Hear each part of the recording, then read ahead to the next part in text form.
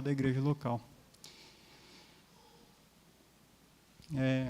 Puxando uma sardinha para o meu lado, eu gosto de falar que Deus é um Deus missionário.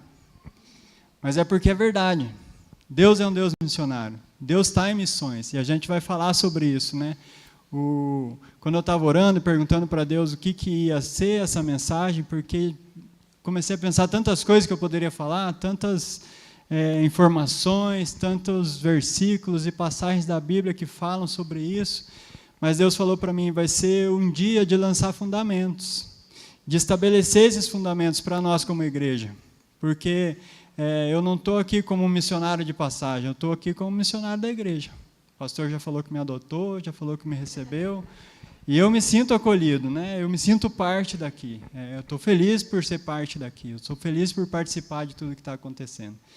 Então, nesse processo de lançar fundamentos, Deus falou comigo que tem um começo. E eu gosto do que está acontecendo esse mês, que o pastor está falando, porque eu até falei com ele, né? A gente teve nosso primeiro, como chama? GD, Grupo de Discipulado. E dele trouxe uma palavra. Eu falei, pastor, você está falando as coisas que eu ia falar, né? Aí eu não vou ter o que falar. Mas foi bom, porque eu vi Deus testificando mesmo o que ele tinha para falar. E a gente fala sobre a nossa igreja aqui, que ela é uma igreja viva. E a primeira coisa que Deus trouxe para mim é que a gente falasse sobre isso. Por quê? Porque não existe missões sem cristão. E não existe cristão sem avivamento. E o que é o avivamento?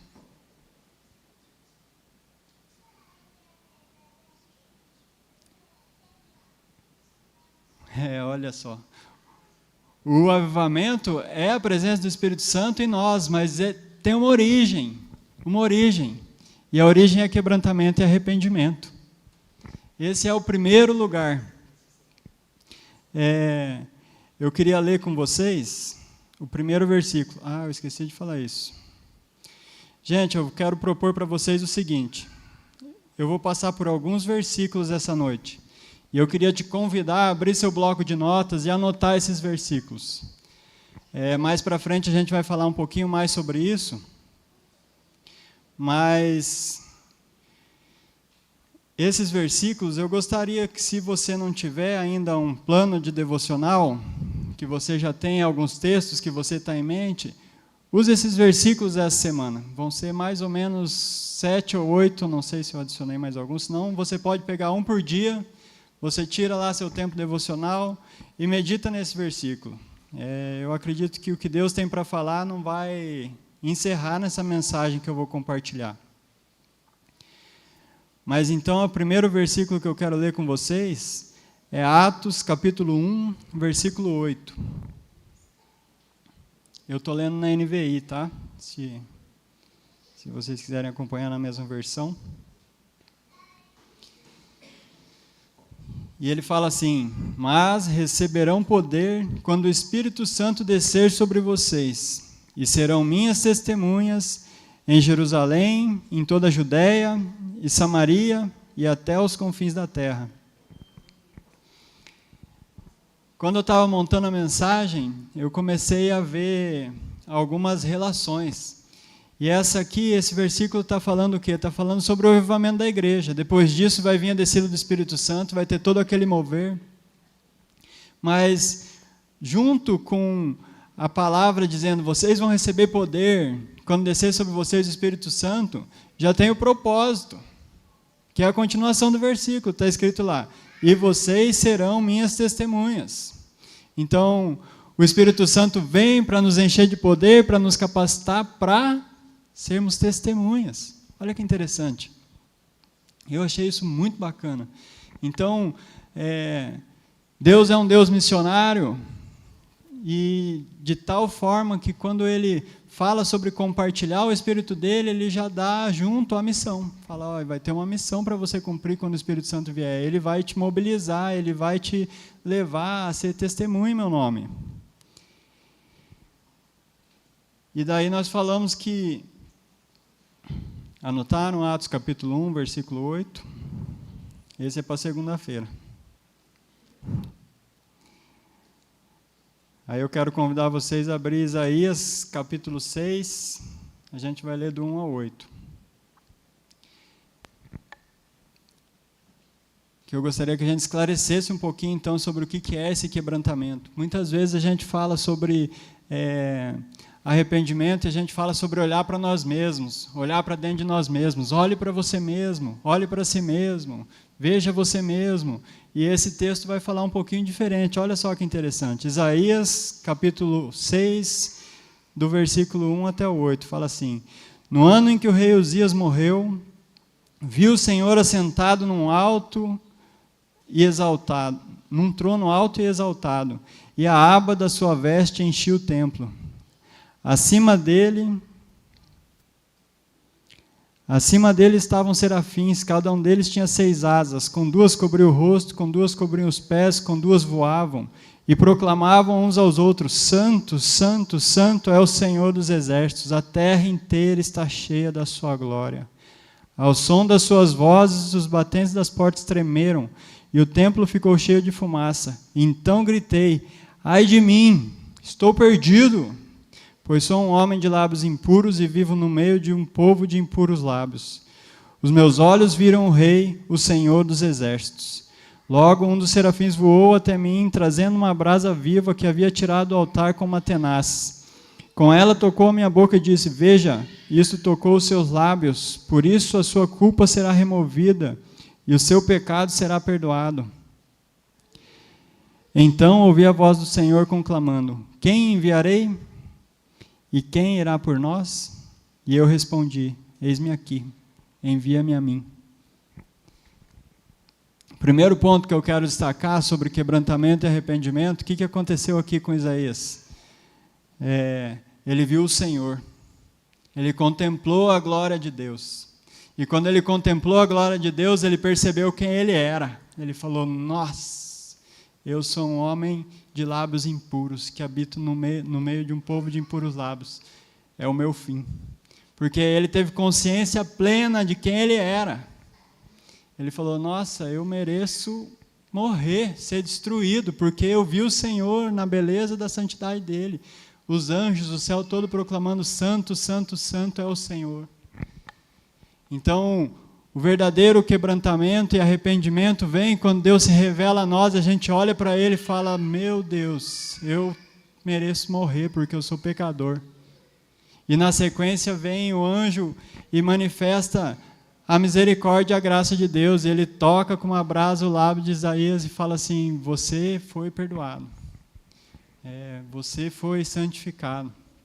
E depois disso, Deus vem mais uma vez. Você vê em Atos, estava falando sobre isso, sobre o Espírito Santo vir sobre nós, o poder de Deus vir sobre nós. Depois a glória de Deus vem sobre nós, agora aqui em Isaías. E Deus pergunta: Quem que eu vou enviar? Quem vai por mim? Isaías responde: Eu irei. Então, eu queria que antes da gente continuar, a gente tirasse um minutinho para ficar em silêncio e sondar o nosso coração.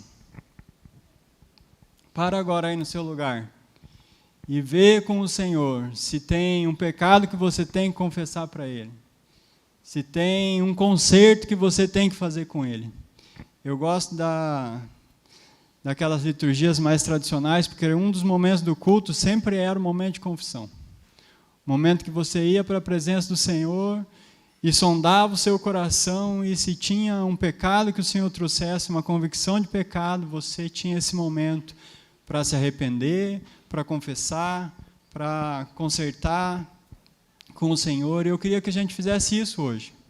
Que antes da gente continuar com a mensagem, a gente tirasse esse minuto agora e olhasse, pedisse para o Senhor: Senhor, revela-se em mim algum caminho mau. Revela-se em mim um pecado que eu preciso confessar, um conserto que eu preciso fazer. Fala comigo.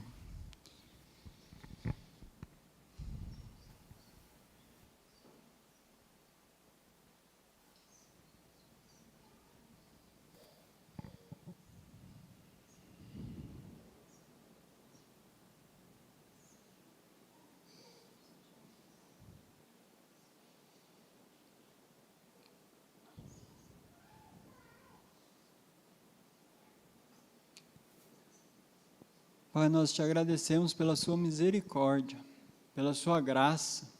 Nós te agradecemos porque nesse propósito do Senhor de redimir a humanidade, o Senhor veio até nós. O Senhor se moveu do seu trono e veio até nós. E o Senhor derrama sobre nós graça, o Senhor oferece a nós perdão, o Senhor é maravilhoso, o Senhor é gracioso.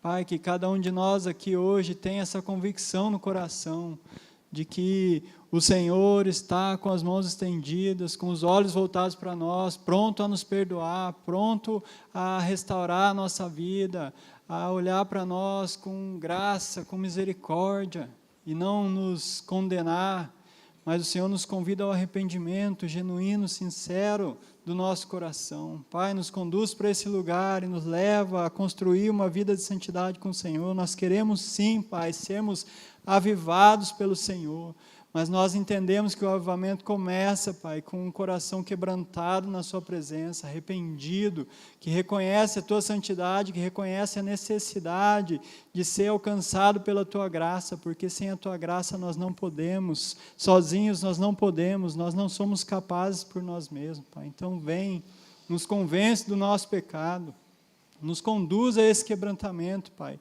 e nos leva para esse lugar de santidade, para uma vida santa na sua presença, em nome de Jesus. Amém.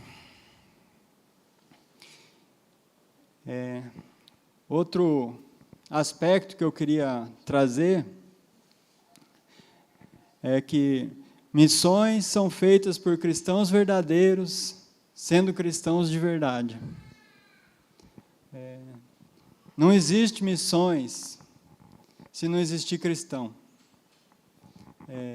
Deus confiou ao homem a missão da proclamação, de levar o Evangelho. E é nosso papel, é nossa responsabilidade, é nosso dever fazer isso. E aí, outro ponto que Deus trouxe para mim, você já se perguntou o que quer dizer ser cristão? Você já encontrou na Bíblia onde está escrito? Tem um lugar na Bíblia que fala sobre isso. Sobre o que é ser cristão. Porque às vezes a gente pergunta, o que você é? Você fala, sou cristão, o que isso significa? É uma boa pergunta, né? Tá bom, eu vou falar com vocês sobre isso primeiro. Então, outro termo que eu queria, a gente falou sobre avivamento, agora outro termo que eu queria falar com vocês é sobre o cristão global. Esse é um termo que parece moderno, tem pessoas hoje, atualmente, usando esse termo, mas se você olhar, está lá desde o princípio, porque é global e Jesus falou que é para a gente ir até os confins da terra, então isso quer dizer o mundo todo, então desde sempre foi assim. Mas a igreja, em algum momento, perdeu um pouquinho esse entendimento. Então, o próximo versículo que eu quero que vocês anotem aí é o terceiro, né? Atos, capítulo 11, do versículo 19 até o versículo 26. Olha que interessante. É aqui que a gente vai descobrir sobre esse termo chamado cristãos. Cristão. Do 19 ao 26, vamos lá.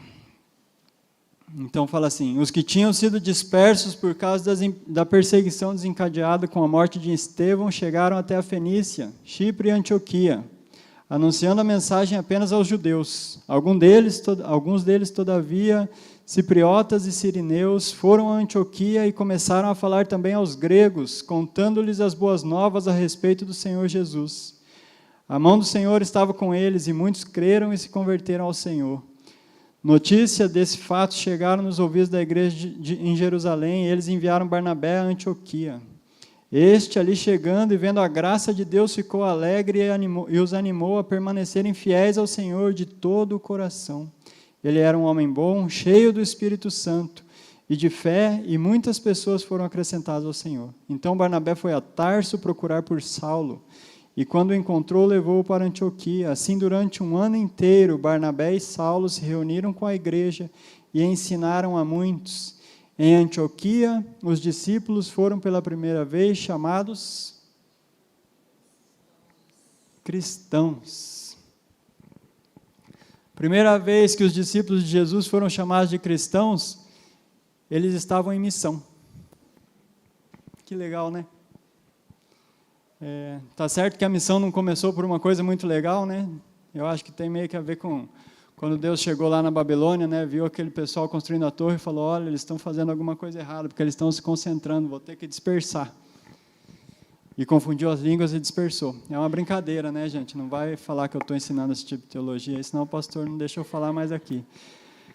Porque esse povo dispersou porque mataram Estevão, que foi um dos discípulos de Jesus que estava pregando, foi perseguido, e daí, por causa da perseguição que se deu depois da morte de Estevão, aquelas pessoas se espalharam e chegaram ali até Antioquia, e em Antioquia eles começaram a pregar o evangelho, porque eles entenderam que era isso que eles deveriam fazer, os discípulos estavam fazendo isso, então o povo daquele lugar chamou eles de cristãos.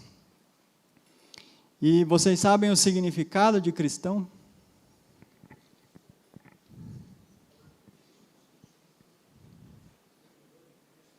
Pequenos cristos. São réplicas de Jesus. Então, alguma coisa aqueles discípulos estavam mostrando para aquelas pessoas, que aquelas pessoas diziam deles que eles eram como se fossem réplicas de Jesus. Já pensou alguém dizer isso a seu respeito? Falar: puxa vida, eu vejo tanto a glória de Deus que você se parece com Jesus. É como se o próprio Jesus estivesse aqui. Eu acho incrível. Então não é um negócio que a gente coloca num formulário quando a gente preenche a respeito da nossa religião. E aí, qual é a sua religião? Ah, sou cristão. Aí você vai ver, a vida da pessoa não tem nada a ver com cristão. Tem a ver com qualquer outra coisa, menos com cristão. Então, para existir missões, precisa haver esse tipo de cristão.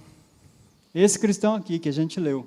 Que quando você chega num lugar e a pessoa convive com você por 1 ano, depois desse 1 ano ela fala: nossa, você é como se fosse Jesus aqui na terra, né? Porque você é igualzinho. Você é uma réplica. Você é um pequeno Cristo. E esse é o segundo passo, então. A gente se encontra com Jesus, a gente recebe o Espírito Santo, Ele vem com poder e glória sobre nós, nos capacitando. Nós buscamos santificação, nós buscamos a face do Senhor, nós buscamos um relacionamento com Ele. E isso nos torna cristãos. E é sobre isso que eu queria falar. Como que a gente faz, então, para ser um cristão? Como que você se torna um cristão de verdade? Qual que é o caminho para isso? Vocês estão anotando os versículos ou já desistiram? Então, o próximo é João 15, do 1 ao 8. E aqui a gente vai falar um pouquinho sobre como fazer para se tornar um cristão. É muito interessante, enquanto eu estava preparando a mensagem, eu vi como a Bíblia ela conversa entre ela, e como ela vai conduzindo a gente, como ela é perfeita em formar a verdade de uma forma completa, plena. Então, aqui em João, capítulo 15, a partir do versículo 1, fala assim: eu sou a videira verdadeira, e o Pai é o agricultor. Todo ramo que estando em mim não dá fruto, ele corta, e todo que dá fruto, ele poda, para que dê mais fruto ainda. Vocês já estão limpos pela palavra que tenho falado. Permaneçam em mim, e eu permanecerei em vocês. Nenhum ramo pode dar fruto por si mesmo, se não permanecer na videira. Vocês também não podem dar fruto, se não permanecerem em mim. Eu sou a videira, vocês são os ramos. Se alguém permanecer em mim, eu nele, esse dará muito fruto, pois sem mim vocês não podem fazer coisa alguma. Se alguém não permanecer em mim, será como o ramo que é jogado fora e seca. Tais ramos são apanhados, lançados ao fogo e queimados. Se vocês permanecerem em mim, e as minhas palavras permanecerem em vocês, pedirão o que quiserem, e será concedido. E meu Pai é glorificado pelo fato de vocês darem muito fruto, e assim serão meus discípulos. Quando Jesus começou a falar comigo nesse texto, ele falou sobre permanecer em mim. Jesus se apresenta como a fonte, como quando você vai ver uma plantação, né? Eu não sou assim tão culto sobre isso, não sei tanto, mas eu sei que a videira ela tem o tronco e depois de cada estação de produção, né, produz, eles cortam os ramos, fica só a videira, e daí cresce o ramo de novo, e daí dá a fruta, depois corta, aí cresce de novo e dá a uva.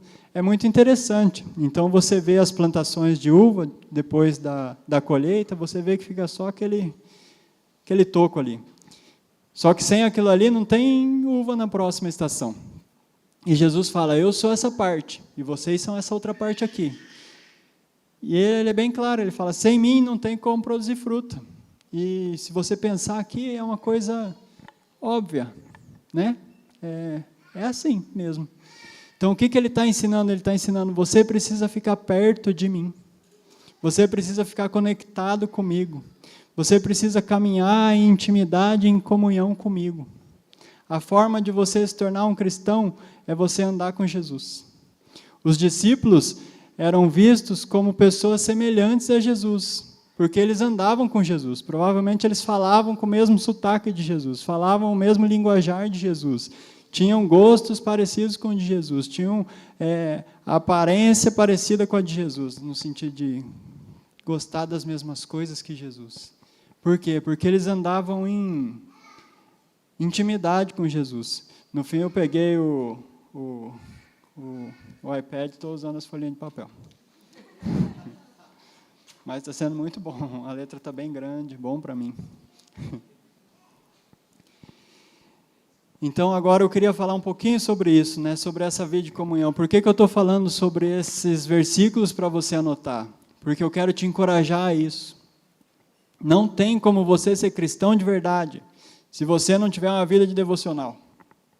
Se você não tiver uma vida de relacionamento com Jesus, e você constrói esse relacionamento com Jesus, tirando um tempo de qualidade todos os dias com Ele, tirando um tempo para você, não é ler a Bíblia, decorar a Bíblia, aprender a Bíblia, ler sobre teologia, ler sobre a história da igreja, tudo isso é importante, faça isso, mas seu devocional, esses versículos que eu estou te passando, é o tempo que você vai sentar lá na presença do Senhor e falar, Senhor, eu estou aqui, para te ouvir, para saber o que o Senhor tem para falar comigo. E o que desse versículo o Senhor quer compartilhar no meu coração hoje? O que o Senhor quer construir comigo através desse versículo? Qual a revelação que vem do seu coração para mim através desse versículo no dia de hoje? Deixa Ele falar com você. Pratica ouvir a voz do Espírito Santo. Exercita isso. Talvez você não tenha esse costume. Talvez você não tenha essa prática. Talvez no começo, se você não tem esse costume, essa prática, não vai ser fácil. Talvez você se engane. Eu falo isso com as pessoas, né? Eu gosto muito de ouvir o Senhor. Só que de vez em quando eu acho que eu ouvi ou não ouvi. E as pessoas falam, tá, mas e se eu ouvir errado? Se eu ouvir errado, você chega com humildade e fala assim, eu errei, me enganei. Eu estou num processo de aprender a ouvir a voz do Senhor. Eu ainda não sei plenamente ouvir, mas eu estou num processo, estou aprendendo. E construa isso.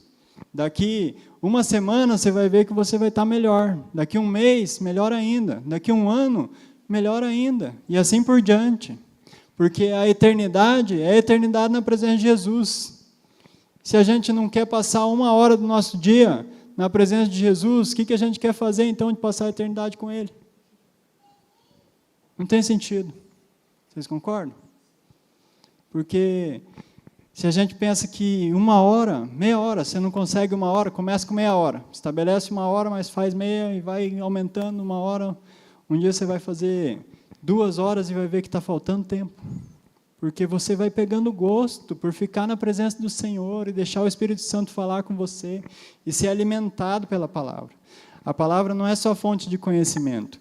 A palavra é fonte de alimento. É alimento para o nosso espírito, é o que fortalece a nossa alma, é que nos dá força para a gente permanecer com Ele. Se a gente permanece nele, do jeito que Ele falou, permaneçam em mim. E isso vai fazer que a gente dê frutos, que a gente frutifique. Tem A gente tem o privilégio, vou ser bem sincero, de ter o Jim. Jim Steyer é um missionário americano que veio para o Brasil e fundou a Jocum no Brasil. Ele mora aqui na nossa base. Ele é crente, de verdade, assim, que ele dá orgulho. E ele que incentiva muito, nos incentiva muito a meditar. E ele tem uma frase que fala assim: o melhor que nós temos para oferecer para as nações é a qualidade do nosso relacionamento com Jesus. O melhor que nós temos para oferecer às nações, aos povos, ao nosso bairro, à nossa família, a qualquer pessoa, até mesmo a nós mesmos, é a qualidade do nosso relacionamento com Jesus.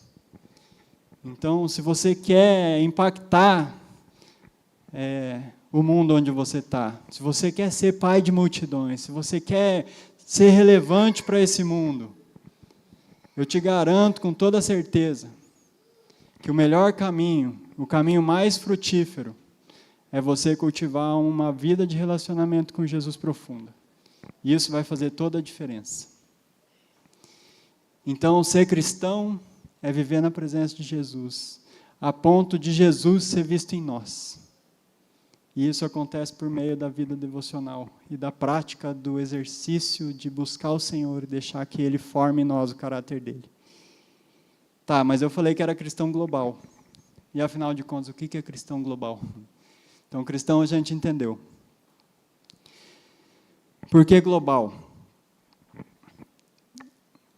Isso é interessante, né? Vocês já viram algumas pessoas falar que o evangelho ou o cristianismo é uma religião ocidental? Que veio daqui e está indo para o Oriente, está indo para a África, está indo para um monte de lugar? Se vocês não viram, talvez, se vocês procurarem um pouquinho, vocês vão encontrar na internet muitas críticas. Mas a verdade é que o evangelho é uma religião oriental, que veio para o Ocidente. Ela veio de lá para cá. A gente recebeu. Então, a igreja está espalhada pelo mundo todo. E é isso que quer dizer ser um cristão global. Ser um cristão que tem consciência que a gente está aqui, nesse bairro, nesse grupo, mas nós fazemos parte de um corpo global. Praticamente em todos os países do mundo tem alguma expressão da igreja. Países, né? Daqui a pouco a gente vai falar um pouquinho mais sobre povos não alcançados. Aí vocês vão entender melhor o que eu estou falando. Mas tem igreja pelo mundo todo. Então nós fazemos parte de um corpo que é global. E a gente precisa ter essa consciência também. A gente não está isolado aqui. Nós não somos um fim em nós mesmos. Nós não somos um corpinho dos membros dessa igreja. Nós somos membros de um corpo global, que está espalhado por toda a terra, e que tem crescido, e que tem avançado. Apesar de todas as coisas, a igreja tem... Deixa eu tomar uma aguinha.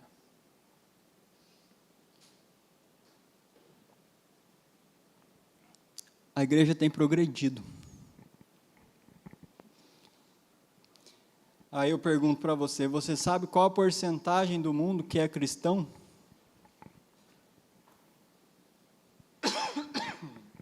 Sabe qual a porcentagem do mundo que não é cristão?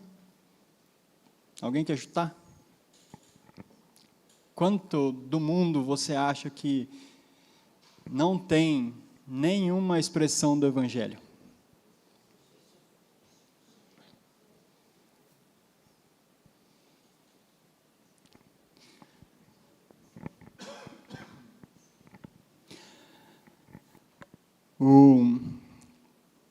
Tem algo muito interessante, né? Vamos só diferenciar. Quando a gente fala de cristão, a gente definiu o cristão aqui.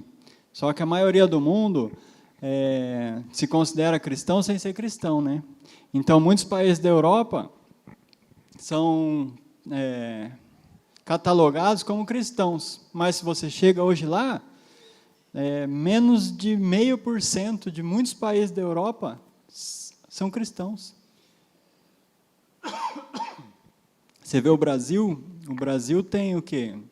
40%? 60% que se consideram cristãos. Agora, vocês acham que tem 60% do Brasil cristão de verdade? O dado foi de 40% de cristãos protestantes na nação brasileira.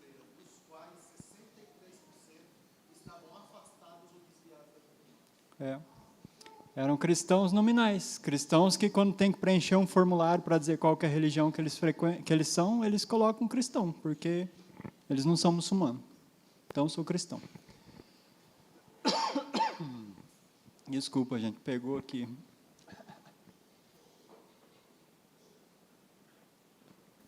Eu acho que essa água não está fazendo tanto efeito, porque não é com gás igual do pastor.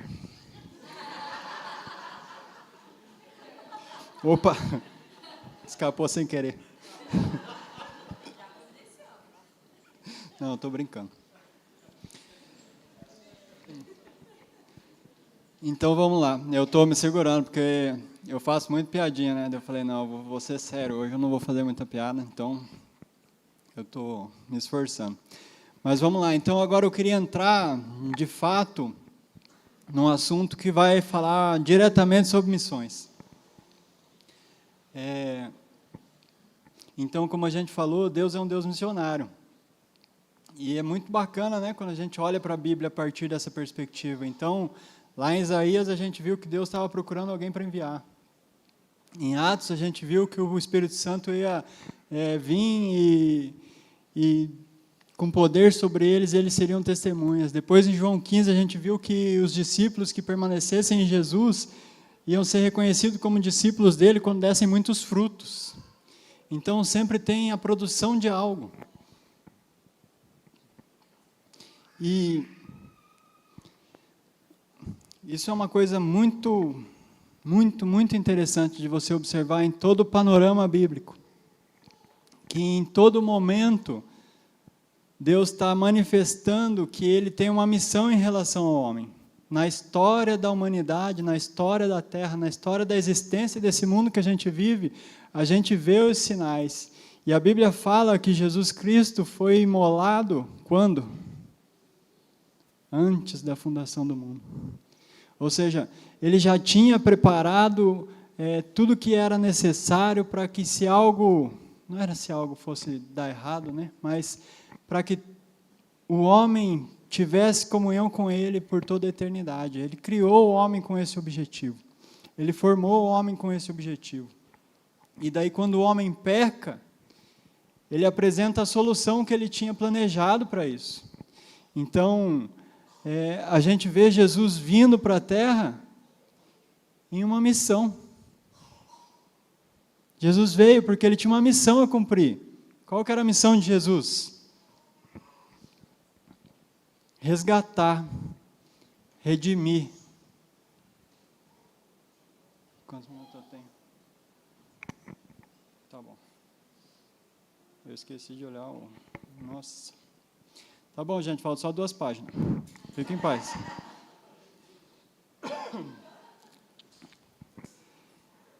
Então, vamos lá. O próximo versículo. João 3.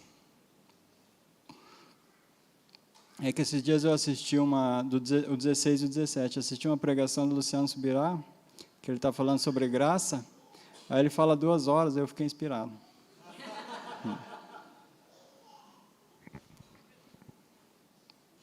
João 3, 16, 17 vai falar sobre isso, sobre o envio de Jesus. Fala, porque Deus tanto amou o mundo, que deu o seu Filho unigênito, para que todo que nele crê não pereça, mas tenha vida eterna. Pois Deus enviou o seu Filho ao mundo, não para condenar o mundo, mas para que esse fosse salvo por meio dele.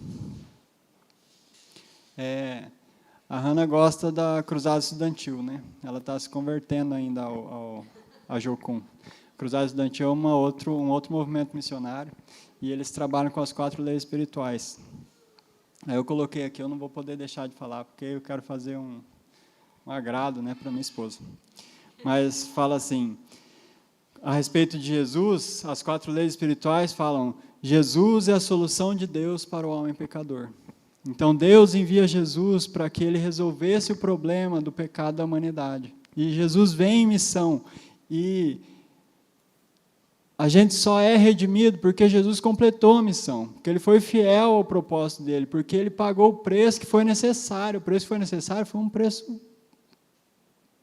grande, a morte dele na cruz, o sofrimento dele, a dor, tudo que ele passou, tudo que ele teve que viver e sofrer, mas ele se dispôs a fazer e cumprir a vontade de Deus, cumprir essa missão que foi confiada a ele, e graças a isso a gente está hoje aqui, graças a isso o mundo tem esperança, porque nós temos esperança em Jesus. Agora a gente vai chegar nos versículos famosos, né? Esse aqui foi um spoiler, não sei quem leu, mas isso aqui foi um spoiler da pregação. Mas eu quero então passar mais um versículo, Mateus 28, 19 a 20. Esse é famoso, né, gente?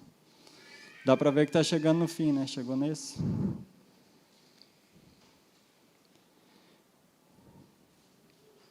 Mateus 28, do 19 ao 20. Fala assim, Jesus falando, né? Então, ele nos salvou, ele nos redimiu, ele nos deu a vida eterna, ele nos fez filhos de Deus, ele nos fez herdeiros com ele, nos conectou com ele na videira, e agora ele fala: portanto, vão e façam discípulos de todas as nações, batizando-os em nome do Pai, do Filho e do Espírito Santo, ensinando-os a obedecer tudo o que eu ordenei a vocês, e eu estarei sempre com vocês, até o fim dos tempos. Então, depois de tudo o que aconteceu, da história toda da humanidade, Jesus vem na terra, que fala que foi no momento oportuno, no momento certo, ele paga o preço que foi necessário para nos redimir, morre na cruz, ressuscita, hoje está sentado à direita de Deus, ele nos oferece a salvação, nos oferece o perdão. Nós fizemos nossa oração de confissão por causa disso, graças a isso e só por causa disso que a gente pode confessar e ser perdoado. E daí esse mesmo Jesus fala: agora vocês que são meus discípulos, vocês que são cristãos, vocês que me seguem, eu dou para vocês uma tarefa, e nós temos então essa tarefa, a tarefa não completada. Você foi alcançado pela mensagem do Evangelho em algum momento. Em algum momento da sua vida, Jesus te alcançou e você foi salvo. E depois disso, agora ele fala, tem uma tarefa a cumprir. O objetivo de Deus é que todos os povos da terra o adorem, que ele seja adorado por todos os povos da terra, porque ele precisa ser adorado? Não, porque é adorando a ele que a gente descobre nossa verdadeira identidade. Nós descobrimos quem nós somos quando nós olhamos para ele e entendemos que somos criação dele, feitos por ele. E isso dá propósito, sentido e objetivo para a nossa vida.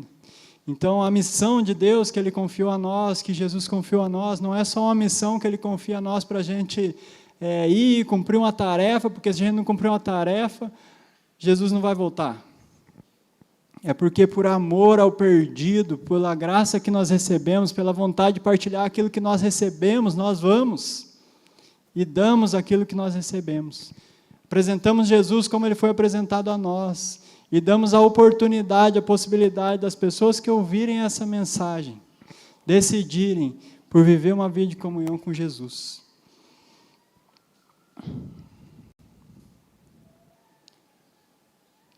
Eu escrevi uma frase, eu quero ler para vocês. Fala assim: aos arrependidos, quebrantados, convertidos, feitos filhos e discípulos pelo poder de Deus, foi dada a tarefa de, por meio do poder do Espírito Santo, sermos testemunha de Jesus aos povos.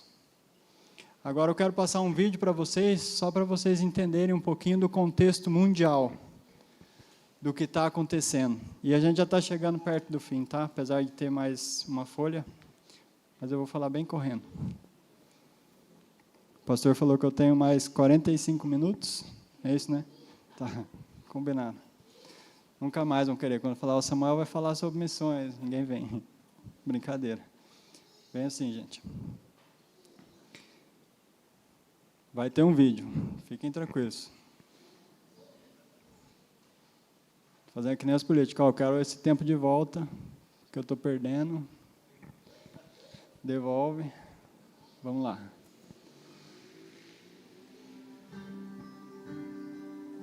O que é um PNA? PNA é uma abreviação para povos não alcançados, mas para entender o que isso significa, devemos primeiro analisar a palavra povos. Quando Jesus disse a seus discípulos, ide e fazei discípulos de todas as nações, as palavras gregas que ele usou eram ta ethne, que significa todos os grupos étnicos ou povos. Então, o que é um povo?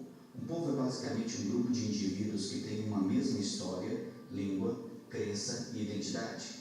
São praticamente um grupo de pessoas que considera nós e todos os outros eles. Embora existam cerca de 196 países no mundo hoje, existem mais de 16 mil povos distintos. Vamos pegar o Paquistão, por exemplo. Essa é uma nação, de acordo com os limites geográficos, mas etnicamente o Paquistão tem mais de 400 nações distintas, ou povos, dentro de suas fronteiras. Cerca de 7 mil dos 16 mil povos são considerados PNAs, ou povos não alcançados. Um povo é considerado não alcançado se menos de 2% de sua população é cristã evangélica, ou seja, não existem verdadeiros crentes o suficiente para evangelizar e discipular o restante do seu próprio povo. Quase 3 bilhões de pessoas se enquadram nessa categoria. Mais de 3 mil desses 7 mil povos não alcançados são considerados PNAI, ou seja, povos não alcançados isolados. Esses povos não têm igrejas, não existem crentes entre eles, não há missionários e não tem ninguém ativamente focado em alcançá-los. 95% de todos os povos não alcançados estão localizados na parte do mundo entre 40 graus de latitude e 10 graus de longitude, que se estende do norte da África para o sudeste asiático. Chamamos isso de janela 1040. É na janela 1040 que a maioria das grandes religiões não cristãs tem influência. Neste cinturão encontramos povos tribais, hindus, ateus, incluindo muitos chineses, muçulmanos e budistas. Jesus disse que o evangelho do reino será pregado como testemunha para Ta'efnem, todos os povos, e então virá o fim. Menos de 3% do total de nossa força missionária transcultural está trabalhando com povos não alcançados. Temos que ir aos não alcançados. Ao mesmo tempo, estima-se que mais de 350 povos não alcançados estão vivendo nos Estados Unidos hoje como imigrantes, refugiados e estudantes internacionais. Temos que dar as boas-vindas aos não alcançados. Cristo nos ordena a fazer discípulos de todas as nações. Jesus está vivo. Sua missão para nós é clara. No entanto, a tarefa continua inacabada. Juntos podemos mudar isso.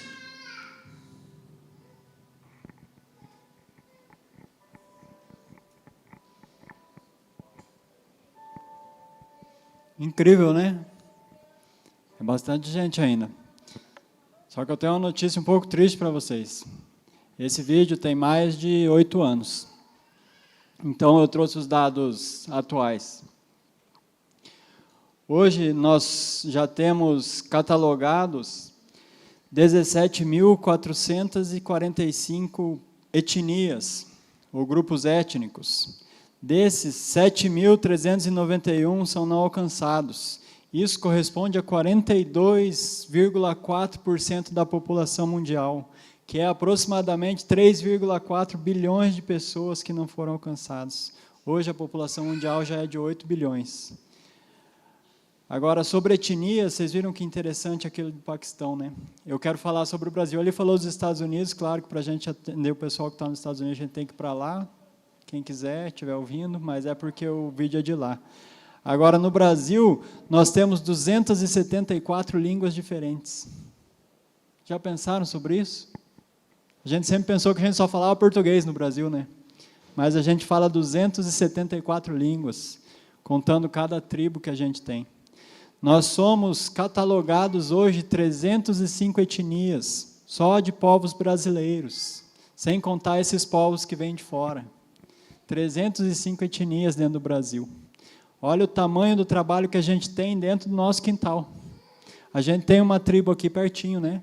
E eles falam a língua deles, só que já tem a Bíblia na língua deles. E é muito interessante. Tem muitos trabalhos sendo desenvolvidos, mas os povos não alcançados são uma realidade. São uma realidade de 3,4 bilhões de pessoas. Então, os nossos olhos, como uma igreja global, como cristãos globais, como pessoas que estão querendo cumprir essa palavra de Mateus 24:14. Eu vou ler aqui para não precisar abrir. Fala assim: e este evangelho será pregado por todo o mundo, como testemunho a todas as nações, e então virá o fim. Alguma vez você já pensou consigo mesmo, ou já falou para alguém, eu acho que Jesus está voltando? A gente fala, né? Jesus está voltando. Mas segundo esse versículo aqui, tem uma condição muito clara para Jesus voltar. Qual que é a condição? O evangelho será pregado a todas as etnias, a todos os povos. E só depois que isso acontecer, Jesus vai voltar. Não vai voltar antes. Não se preocupe, ele não vai voltar amanhã. Por que ele não vai voltar amanhã? Porque ainda tem 42% do mundo que nunca ouviu falar sobre Jesus. É por isso que nós temos que ser uma igreja missionária. É por isso que a igreja tem que ter visão missionária. Porque a igreja tem que entender que ela não está aqui para um fim de si mesmo. Ela não está aqui só para socializar, interagir. Nós estamos aqui em missão. Nós temos um propósito a cumprir. Nós temos um alvo. Nós temos um objetivo. E nosso objetivo é levar a mensagem do Evangelho a todos os povos. E essa mensagem vai ser pregada a todos os povos. É uma certeza que nós temos, porque está escrito aqui em Mateus 24:14, a mensagem vai ser pregada. Quer a gente participe, quer a gente não participe, ela vai ser pregada. A gente precisa entender, então, qual que é o nosso papel, qual que é a nossa participação. Ah, Samuel, então agora todo mundo aqui vai largar os empregos, vai largar a escola, igual o Ismael queria fazer. O Ismael, não sei não, né, Ismael? Cadê o Ismael? Estava querendo dar um migué no pastor, falar, ó, fui chamado para ser missionário, vou largar a escola aqui rapidinho, depois eu vejo o que eu faço. Não, a gente vai entender nosso propósito. A gente fala sobre as áreas de influência da sociedade, sobre os montes, né, os 7 montes. Alguém já ouviu falar sobre isso? Tem pessoas que foram chamadas para ser professores, pessoas que foram chamadas para ser empresário, pessoa que foi chamada para ser médico, pessoa que foi chamada para ser mecânico. Você tem o seu chamado específico, mas nesse lugar onde você vai ser colocado por Deus, você tem um propósito, o propósito é que você seja luz para aquelas pessoas. Que você manifeste Jesus, que aquelas pessoas digam, você é cristão, porque eu vejo Jesus em você. E alguns de nós vão ser chamados para ir até os povos, como foi o caso de Paulo. Paulo foi separado pela igreja para ir e ser enviado, e ele foi, como é o caso de Ismael. Aleluia! Que a gente separou ele e vai enviar ele. Amém, pastor? A gente vai enviar, e vai enviar muitos outros que vão vir depois. Talvez você que hoje ouviu essa mensagem falou, puxa, eu acho que é isso. Você pode vir procurar eu, procurar o pastor, a gente vai caminhar com vocês. E vamos enviar vocês, porque a gente tem um propósito para cumprir. Agora, não esqueçam de anotar Mateus 24:14, é importante. O último versículo eu acabei. Com 4 minutos, bem certinho, hein, pastor? Olha. Apocalipse, capítulo 7. Ó, vou terminar com Apocalipse ainda, hein, gente? Isso aí é... Mas esses versículos são incríveis. Porque a Bíblia fala do início, fala do que aconteceu, fala do que está acontecendo e onde nós estamos, mas ela ainda fala assim, o fim já está escrito. E você pode saber o que é o fim. E olha só o que fala lá em Apocalipse 7, do 9 ao 13. Depois disso, olhei e diante de mim estava uma grande multidão que ninguém podia contar. Aleluia! De todas as nações, tribos, povos e línguas, em pé diante do trono do Cordeiro, com vestes brancas e segurando palmas, e clamavam em alta voz, a salvação pertence ao nosso Deus, que se assenta no trono e ao Cordeiro. Todos os anjos estavam em pé ao redor do trono, dos anciãos e dos 4 seres viventes. Eles se prostraram com o rosto em terra diante do trono e adoraram a Deus, dizendo, amém. Louvor e glória, sabedoria e ações de graças, honra, poder e força sejam ao nosso Deus para todos sempre. Amém. Só até o 12.